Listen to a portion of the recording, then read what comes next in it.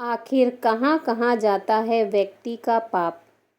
सुने यह पौराणिक कथा। एक बार एक ऋषि ने सोचा कि लोग पाप धोने के लिए गंगा जाते हैं। ऐसे में सारे पाप गंगा में ही समा जाते हैं। इस तरह तो गंगा भी पापी हो जाएगी।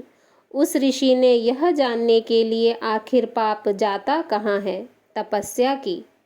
तपस्या करने के फलस्वरूप देवगण प्रकट हुए। तब ऋषि ने उनसे पूछा कि गंगा में जो पाप धोया जाता है वह कहाँ जाता है। तब भगवान ने कहा कि चलो गंगा जी से ही पूछते हैं। इस बारे में ऋषि और भगवान दोनों ने ही गंगा जी से पूछा कि हे गंगे, सब लोग तुम्हारे यहाँ पाप धोते हैं, तो इसका मतलब क्या आप भी पापी हुई?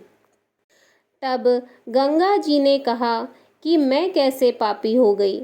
मैं तो सभी पाप लेकर समुद्र को अर्पित कर देती हूँ।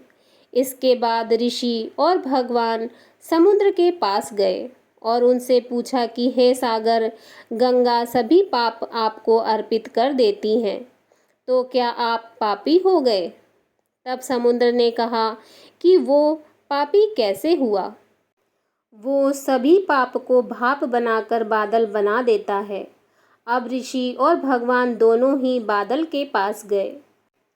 उनसे पूछा कि हे बादल, समुद्र पापों को भाप बनाकर बादल बना देते हैं, तो क्या आप पापी हुए?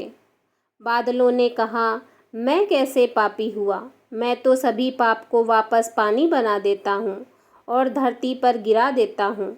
इससे ही अन्न उपजता है, इसे ही मानव खाता है। उस अन्न में जो अन्न जिस मानसिक स्थिति से उगाया जाता है और जिस वृत्ति से प्राप्त किया जाता है और जिस मानसिक अवस्था में खाया जाता है, उसी के आधार पर मानव की मानसिकता बनती है। यही कारण है कि कहा जाता है कि जैसा खाएं अन्न वैसा बनता है मन। जिस वृत्ति में अन्न प्राप्त किया जाता है और जिस मानसिक अवस्था में खाया जाता है, वैसा ही विचार मानव का बन जाता है। ऐसे में हमेशा भोजन शांत रहकर ही ग्रहण करना चाहिए।